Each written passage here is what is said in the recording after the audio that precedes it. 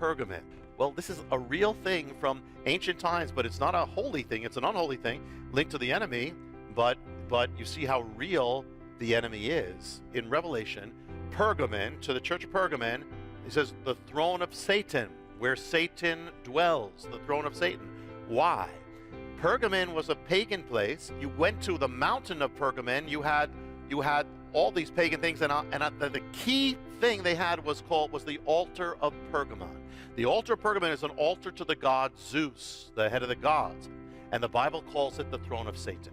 As the gospel spreads to the Roman Empire, eventually people start abandoning all these things. The altar of Pergamon falls into disuse, it falls into ruins, it's gone. The throne of Satan is dormant for about almost 2,000 years. But then what happens? Then in the 19th century, a man starts uncovering the throne of Satan, the altar of Pergamon. And he sends the pieces back to his homeland. In his homeland, they reconstruct the altar of Zeus, the altar of Pergamon, throne of Satan. What was his homeland? His homeland was Germany. When Hitler was railing, and you see him, railing satanically, he is standing on his platform that he had especially built, which is a recreation of the altar of Pergamon. It's a throne of Satan. Here Hitler is speaking from the throne of Satan in Nuremberg. Remember, the enemy hates the Jewish people, wants to destroy the Jewish people. There's no accident this is all happening. He wants to wipe them out. So he uses Hitler as this man who's possessed. You have the armies of the West, the American Allied Army coming from the West. You have the Red Army coming from the East. And it's like the whole world's being drawn to the city where it all began, the devastation, the place of the throne of Satan. What happens now? What happens to the world? What happens is America and Russia are in Berlin. Berlin, the enemy wants destruction, and he wants the world to be destroyed. And he's the god of division. What happens is Berlin is divided in two, and that the division of the entire world is going to begin in the city of the altar of Satan. From that is going to come the Cold War. From that, Berlin is divided, Germany is divided, the world is divided as two warring camps ready for destruction. Well, let me just fast forward for a second. What we're going to see in this one is that all of us here, our lives were almost destroyed, linked to the altar of Satan. That everyone who's watching this, I tell you, either your life would have been killed, would have been destroyed, or your life never would have happened if the enemy had his way. The enemy is the destroyer. So first you have the entire war. Most of our lives, we grew up, we went in air raid drills, get your bomb shelters, because there was this threat of destruction over the whole world, beginning in Berlin where the altar was. This was the center of the Cold War, the same city where it was. But what happened to that altar? When, the Nazis had it, what happened now? What happened was the altar at the end of the war passed from the Nazis and went into the hands of the Red Army, the Soviet Union. So you went from Hitler, the Nazism, the worst evil then, now it goes to the key evil of modern times. They have the throne of Satan. They have the altar. And so, and in fact, that's when the Soviet Union really comes out. That's when you have not just, the Soviet Union, that's when the Soviet Union begins taking over. That's when all of a sudden Eastern Europe is under the iron grip of the Soviet Union. Then the world, and then China becomes, and then one out of every 3 people in the world is under this bondage of the power that has the throne of Satan. And so, and what was, in the times of the Bible, or in between the Testaments, you had that throne with Antiochus, when he sat on the Temple Mount, the altar of Zeus, same thing. And what did he do? He banned the word of God. He persecuted God's people. Well, what happened all over the world? What happened through communism, which had the throne? They banned the word of God. They persecuted God's people, threw God's people into prison camps, made it illegal to follow God. Same thing. Who's doing that? Satan's doing that. And at the same time, the Soviet Union, what else are they against? They're against Christians. Communism. What else were they against? They were against Jews. They were the chief, if you remember, it's not so long ago, they were the arch enemy of Israel. They tried to destroy Israel. They funded all the terror. They funded every enemy of Israel. They helped start wars to destroy Israel. So who's that? That's Satan. They had the throne of Satan. Not only that, here's something else. In 1948, now the altar is still in Berlin, but it's under the Soviet Union's power. But in 1948, they actually take the altar from East Berlin and bring it to the Soviet Union. So the Soviet Union actually has the altar now. Now? Well, no. Well, there's more to it. Oh, my. There's more to it. Where's that altar? Yeah. And so... I mean, my mind's going crazy because all the players, you know, Yeah. we've been there and done that, and it sounds a little bit what's going on in America right now. My God, Oh, my there's God, a lot. what's going on? When we get to the last part, Yeah, that's okay. my brain's Yes. going to explode. Oh here. boy. Okay, Rabbi, keep going. So the year they take it, it was in Berlin up till 1948. Then they move it. Uh-huh. Well, in 1948, suddenly the world is brought to a brink of potential destruction. It's the Berlin crisis. The Soviet Union cuts off Berlin. There's a whole thing going for America. It lasts till about 1949. Now the altar is in Russia. You don't have any more problems like that in Berlin until they return the altar to Berlin, which I'm going to mention in a moment. What happens? But here's something else about communism. Marx. There's something about Karl Marx. Karl Marx was the son of rabbis. At one point, he considered Christianity, but he rejected Christianity. And he did something. Now listen to what Karl Marx wrote. He wrote kind of a poem. Listen to what he wrote. He said, "A God has snatched from me everything. Nothing but revenge is left to me. I will build my throne high overhead. Cold, tremendous shall its summit be. I will build my throne high." What does God say that the enemy said? He said, "I will ascend into the heaven. I will exalt my throne." That's what it's like Satan is speaking, as he spoke through Hitler, is speaking through Karl Marx. I will build my throne. And then what does he say? He goes on to say in what Marx wrote, "The prince of darkness has sold it to me, this sword. He has sold me a sword. And it beats the time, it gives me the signs, ever more boldly I play the dance of death." And then in the poem, Marx speaks to humanity. He says, "I have power to crush you. The abyss yawns in darkness. You will sink down, and I will follow, laughing, whispering in your ears, descend, come with me. I bring the world to ruins." What does the Bible say about Satan? It says, who is this one who destroys cities, brings the world to desolation? So here now is the next move of how you take the Bible is real, it's serious. When it says something about the devil, it's real. And so here you have that going on. Now, what happens? What happens? One other thing here.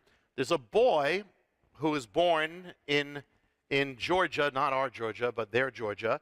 His name is Bessarius Yugashvili. He joins the Bolsheviks.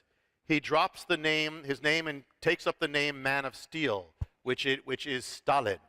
Here is now Joseph Stalin. Joseph Stalin became the dictator, the ruler over this, with the throne of Satan in his country now, in his nation. He is now communism. You know, when Russia takes this in 1948, now it seals the grip on the Iron Curtain. All these nations are under communism. Stalin is ruling. He is he's killing millions of people, throwing Christians in, hating the Jews, all these things. Here's the thing. The altar of Satan was unearthed in 1878. Joseph Stalin was born in 1878, the same year that the altar of Satan comes back in the world. A little baby is born who's going to be used of Satan. And so now, what happens here now is another thing. We said that the altar of Zeus, or Pergamon, was an altar of burnt offerings. It's the altar of, and the word in Greek is Holocaust. So we've got the Holocaust with Hitler. Now it's in the power of the Soviet Union. And there's one other phrase that's used. When you hear the word Holocaust, there's two applications. One is what happened to the Jewish people under Hitler. The other phrase is nuclear holocaust. So Satan is bent on destruction and burning and fire. What happens? The year after Russia gets the altar, they get the power of nuclear holocaust.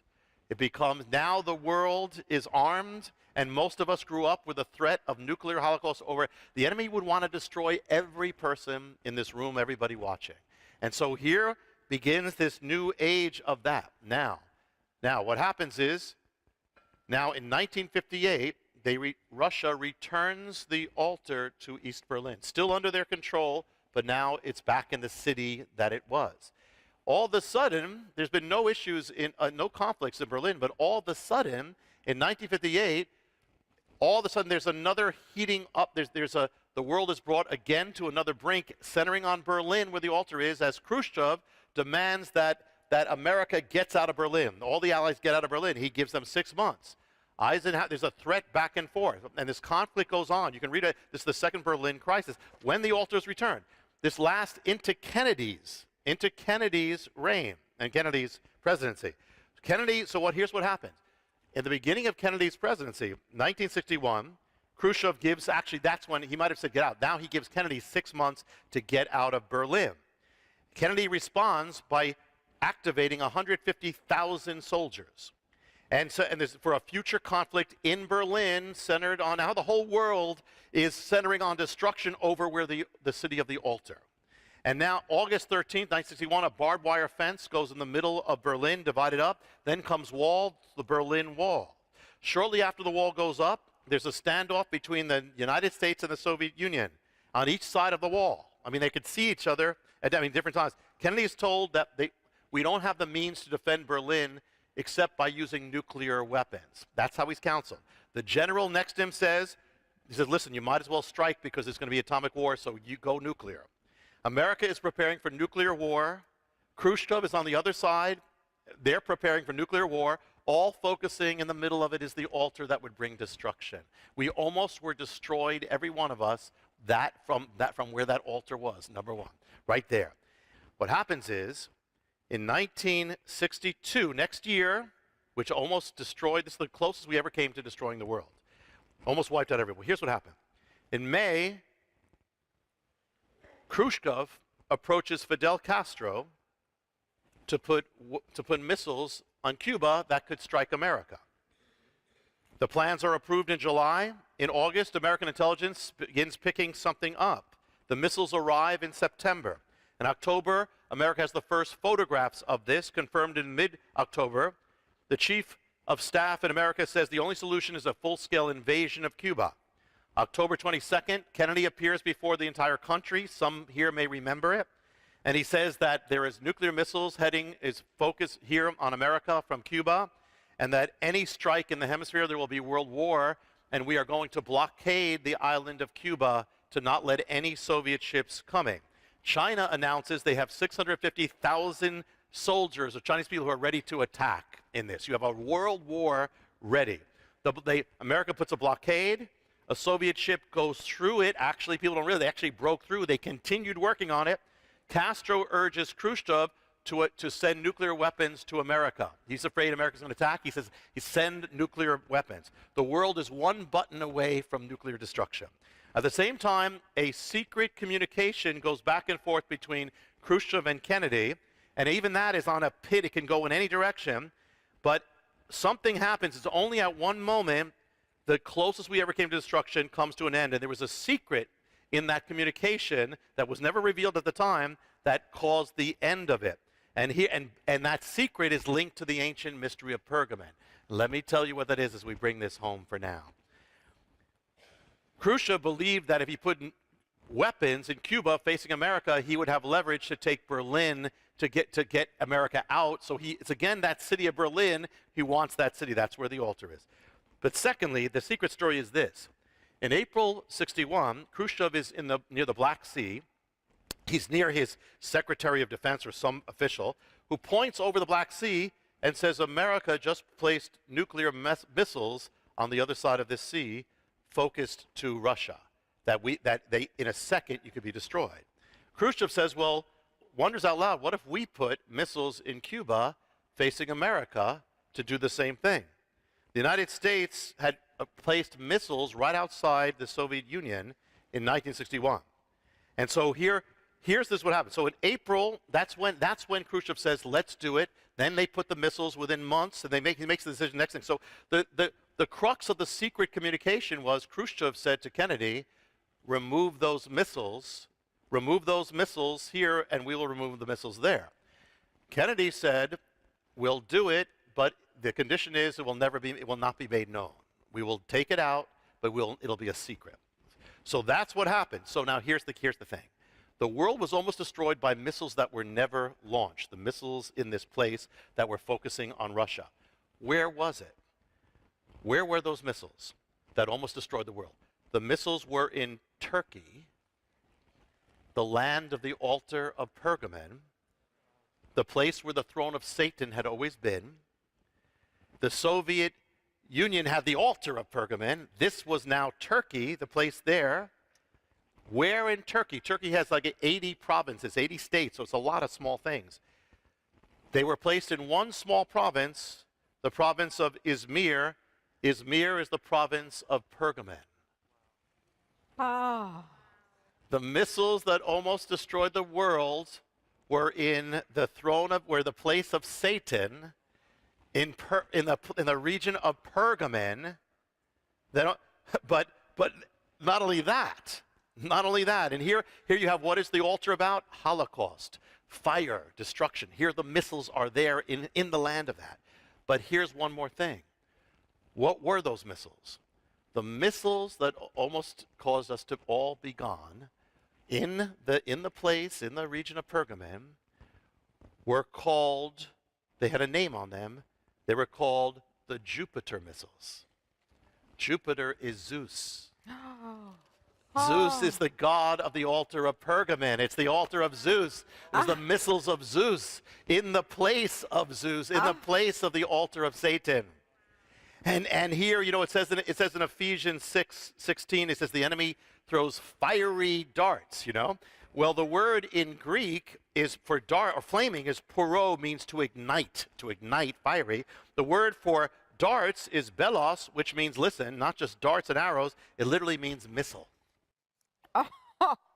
Oh my goodness. So here, flaming missiles from the throne of Satan, the whole world. I mean, and we've just, you see how real the Bible is. How real, people, when God, when I came to the Lord, and people said, I said, okay, I believe in God, but Satan is real, so real, and you'd have to ignore history, ignore the Jewish history and all that. It's real, there's a real force. So let me just bring, another time we will bring it forward to what's happening about the end times and this altar. But before that, let me just give a word from this, quick word, and that is this. Number one, what does it tell you? Everything the enemy ever presents you with in your life, every temptation, don't make no mistake about it, it is there to destroy you. Everything, no matter how good it looks, no matter whether it's money, whether it's temptation of sex, temptation of an affair, it is to destroy you. So when you see that temptation, look through it, see it as if a man was standing at your door with a knife and so I want to destroy your family, and so that's the temptation. See it like that. See the enemy who's behind it, who is there with one purpose. You give into that, it's to destroy everything you love, destroy. So treat that sin like the plague, treat it like Satan, which is what it is. Number one. Number two, the enemy is the destroyer. And so, and he's tried to destroy the Jewish people, tried to destroy the church, tried to destroy every one of us. And so what does that tell you? The enemy tries to destroy the works of God. He hates God. Anything with the image of God, he wants to destroy. So if the enemy is trying to destroy you, he's trying to destroy your life. What does it say about your life? It means your life must be important to God. Your life must be counting something for God. There must be a purpose on your life. Yes. There must be a calling on your life. Yes. That's why the enemy wants to destroy you. Otherwise, he wouldn't care. Amen. It's because of God. Because he fights the purposes of God. So therefore, when he tries to intimidate you, invalidate you, discourage you, it's because God has a purpose on your own life, your existence. God made you for a purpose, for a calling for such a time as this. So wage that war. The Bible says don't abstain from these things which are warring against you. Wage your war against that sin. Wage it with fury against that fear, against that habit, against that entanglement, by the power of faith and the power of love, the power of the God of life, the God of Israel, because when all is said and done, everything the enemy tries to do in the end comes to nothing. When you stand, and everything he's tried to do to destroy the church, the Jewish people, and the world could not do it, because the God of Israel lives. The God of our lives is alive and well. Amen. And serve him and you'll be on the winning side. Stand strong in the power of his might and you'll win. What so many people, when you see the altar of Satan, I mean, he allows it to get dug up. Yeah. They move it. Yeah. And it's like evil moves with it. Yeah. You know, I've often asked people, I said, do you know there's a God? Do you believe in it? You know, people that I didn't know for sure. And people say, well, I'm not sure there's a God. But you know what? Every single person I've ever asked, do you believe there's a devil? No matter what their faith is, they always say, oh, yeah, I know there's a devil because he's after me all the time, or something like, they'll say something like that. Yet we know you have such amazing evidence of the throne of Satan and what effect just that had on devastation of evil. And as you're going through these, and we won't take time to go into this detail, but one of the nothing events that took place in the last few weeks was Russia has declared war. They ordered us out of Syria. So here they are. You brought us through Russia on your little tour here of this evil situation. What's happened in Germany? Germany, their stock market has crashed. Quarter, as I've been told, has been wiped out. And desperate times. But Volkswagen is under one of the worst scandals in the history of the car industry. And their stock market, their stocks are crashing. Did you know Hitler came back to life this last week? Did you know that? No, I didn't hear that. Yeah, they're doing a mock-up or a play or a video, I think it was on television show. And so they had this man dressed up as Hitler. Oh. And he would walk the streets. Oh, my goodness. And they wondered, and so they filmed from afar. They wanted to just see what the reaction of the people would be. Do you know the biggest share of the people went up and embraced him? Oh. And said, we want you to come back. Oh. We want you to establish the camps again. Oh, my I'm serious. goodness. Have you not read it? I haven't read it either. And I'm so into the news. Oh, no, it's a piece of news. Oh, I have to see this. There's things going on all over the world. There is a shaking. There is an unsettling.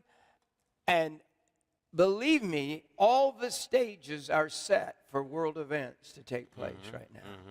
Yeah.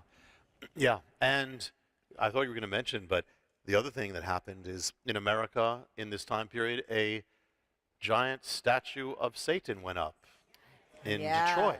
Went up. What does that say where we're going? And look at where we're going. You want to know the influence of the enemy? Look at where we're going. If you study the Word, you will become a believer. You want to understand what's happening in the end times, what's happening in our culture. One of the clearest things that'll give revelation is picture gray, and gray is made up of black and white, but it's blended. So you all see it as gray, but now the gray starts going to one side, it's going dark here. It's split. The gray is disappearing, it's splitting back up into what it's made up of, okay? Gray is ending. One of the dynamics of the end times is the ending of gray. The grays disappear. It's not just about, there is about darkness, but it's not only darkness, there's something else. But let's start with the darkness. Imagine gray, and then it's splitting up into what it was. It's polarizing. It's becoming dark on one side. Well, if you look at America, look at the world. You look back then, for instance, back in the 50s, 60s, or early 60s, about 5% of households, a child was born out of wedlock, 5%. Now it's approaching 50%. You've got gray, now it's becoming dark, black. There was always pornography in America, but it was in a red light district. It was under wraps in a in a bag. Now it's one click away. Now you have that then. Now you have 2 out of every 3 men are watching pornography every month. 2 out of every 3, 66% about that. Went from gray to now to dark.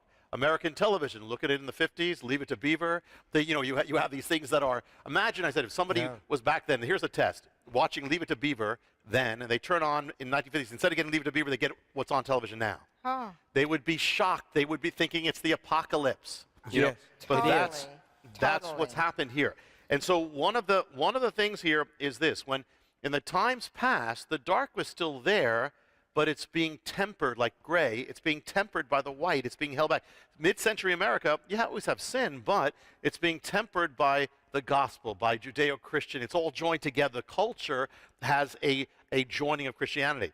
But when you take away the gray, the dark comes out blatantly. It goes from being subtle to becoming blatant to becoming brazen. That's what we're watching. So, for instance, you had atheists back then, but they were kind of in the closet. Now you have atheists as well. You had people who might mock God, but they were pretty much quiet because they knew. Now they're all over the place. You had sexual immorality in the closet. Now you have it all over the place. You had all these things. You had, the unsaved part of America was unsaved is always off, but now you see how lost it is because it's revealing. The grays disappear. It gives you clarity on what is happening. But there's another revelation about this.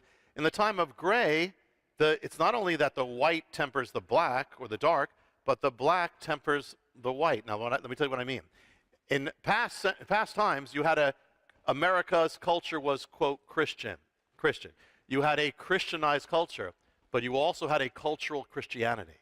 And so what happens is in those days, you have things, but it's kind of all gray. Everybody's considered a Christian. Everybody's a Christian. Everybody's Judeo-Christian in some way, one way or the other.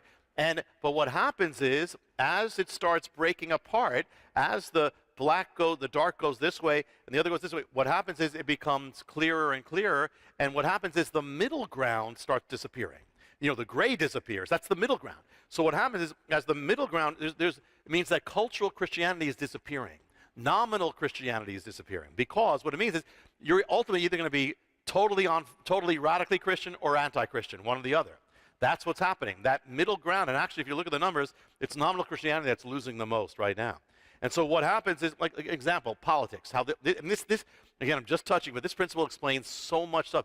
Politics. If you go back in the 1950s, 60s, you have the Democrats, Republicans. Both, there are differences, but both, as far as Christianity is concerned, both consider themselves to be Christian. Adlai Stevenson said we're a Christian nation, liberal, and so they were all. Nobody was for abortion legally. Nobody was for homosexuality legal. Nobody. It was, but you had it all. But it was all kind of gray. It wasn't like radical Christian. It was just all kind of. Today, you look at the election, and you have one party that has become increasingly taking stands against the Bible, anti-Christian. You have the other party, almost in reaction, became more Christian, at least I'm not saying our faith is not in a party, but that's what happened. It became a reaction, so it became polarized. You look at that. You have the candidates who are saying, abortion, all these things, and then you have on the other side, you have several candidates who are saying we're born again. You didn't have that so much before. No. You're watching, it's a polarization. In the past, you had Billy Graham was doing the presidential, inauguration. He was there. Yes. Yeah. He wouldn't be allowed today. No. And that shows you, because if you look at his son Franklin, he's not allowed. No. That shows you it's where the country has gone. Back then, hey, we're all Christian, we'll all have that. Now, no, we're not all Christian. It's becoming more radically evil. But the other side is, if the gray if it's pulling away on one side, if the dark is being pulled into this corner, it means what's left is going to be a radically on fire Christianity. Woo! And that's the same pattern, because it's going to force us to go either one way or the other. The middle ground disappears. You're either going to be all this way or all that way. It's going to force us to be like the book of Acts, which is the way it was back then. Back then it was very polarized. Well, the end times are going to be like that again. So therefore, the middle ground's not there anymore. You see people will switch, like in 1 year, a politician will say, I'm for marriage, I'm defending marriage. Next year, they are totally against it. There's no middle ground. It's radical. Yeah. And so what that means is it's that a gray Christianity is to be disappearing. Just like a gray evil, if the evil is removing the grays, that the people of God have to remove the grays. The evil is removing the grays to become radically dark. That means the people of God have to remove the grays to become radically good, radically bright, radically on fire. So gray Christianity will be disappearing. A gray gospel will be disappearing because it's going to be, even watching how some churches, they're going totally with abomination. They're totally, because that's what, maybe they were always off, but now it's being revealed because the grays are disappearing. There's no gray ground anymore. It's disappearing. And so God is calling the end times are to be times of darkness, but of great lights in the midst of the darkness. People who are unmixed. God wants us unmixed by sin.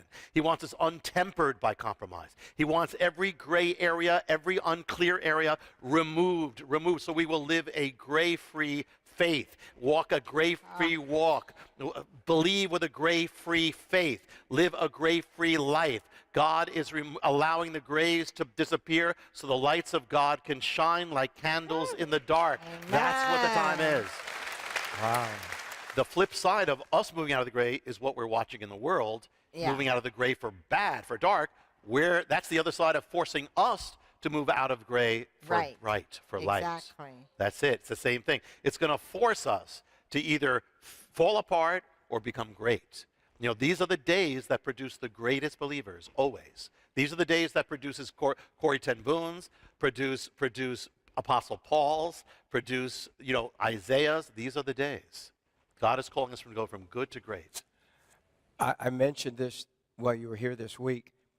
A prophet talked to me on the phone this week, and he said what God showed him what's going on right now since the Shemitah and the harvest and all that's going on. And there's so much happening, but he said there wasn't a big earthquake or some crazy event, like a movie would be, epic movie would be made of. He said what God is doing is he's revealing basically the gray. He's revealing those who have really don't believe, those who are just going along with Christian. They go for the goods. They go for the loaves and the fish. They go for the goods, the bless of the food or whatever they're going to get out of it. And he said, this is a time right now God's revealing who's going to go with him and who's not. He is breaking the gray. It's kind of the difference between the multitudes and the disciples. And I'm not talking about any one person, but in the end, those who are, the many, but who are never really in their heart, they're going to be gone. They'll be on the wrong side. But those who stand will be more a minority, but they'll be more real. They'll be shining because they're real. They're radical, and they will be more powerful. And God can do more with them than he can with a majority that's lukewarm and gray. Yeah. Yes.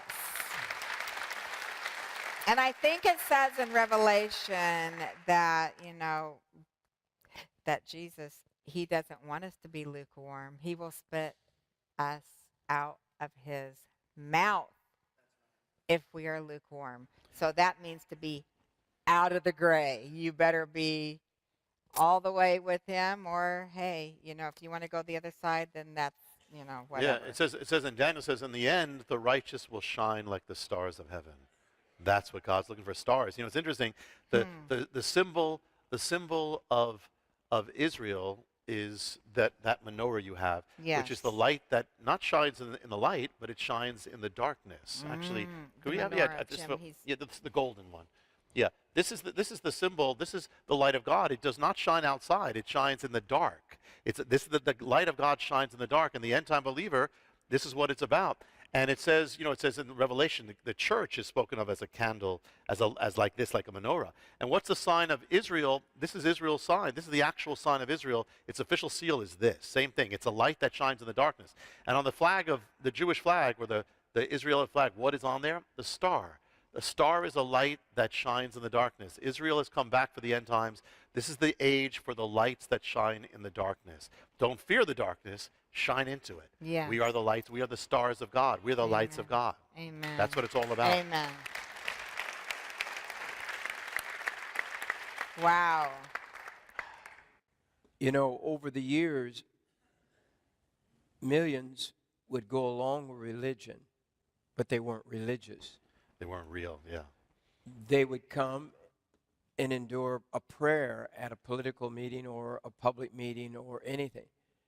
But now all of that is being removed. And as we see, I mean, a few years ago we talked about Merry Christmas, and we're back in the Christmas season, and it was against the law. I mean, even and I'm not anti-Walmart. I'm not try not to be anti-anything. I just love Jesus, but I'm anti the things that destroy the freedom of religion and the message of the gospel of Jesus Christ. But they literally outlawed Merry Christmas. I mean, I went through it. I saw it. I know the greeters there, and they told me, my friends that greet at Walmart, they said, we're not allowed to say Merry Christmas this year. And this was a few years ago. And I said, you got to be kidding. And I just said, I'm not going to tolerate that.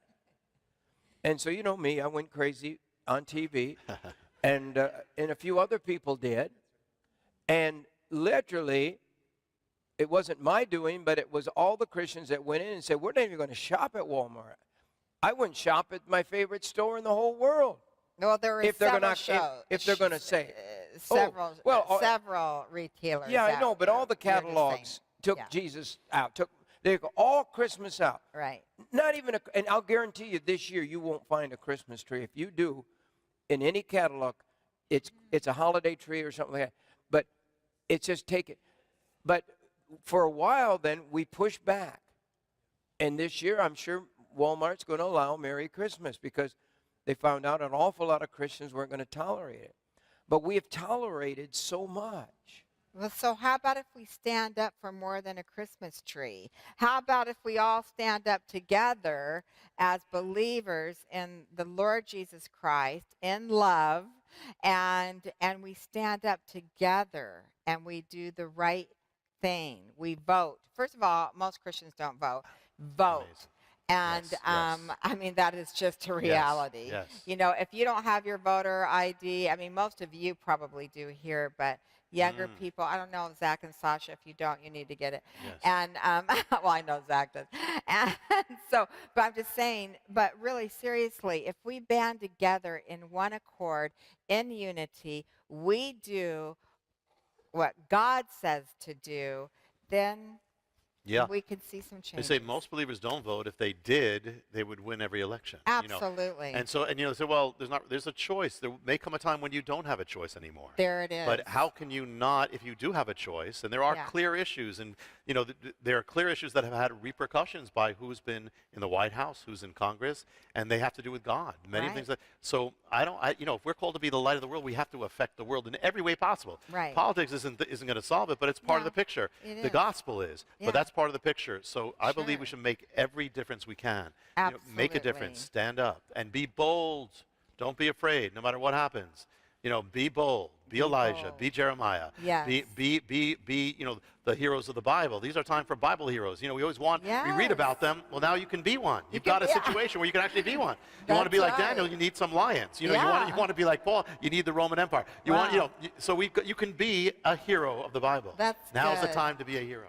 There are things that will not be in heaven that are good, that are only in this life. There's a chances that you have only in the life you have now that won't be ever again.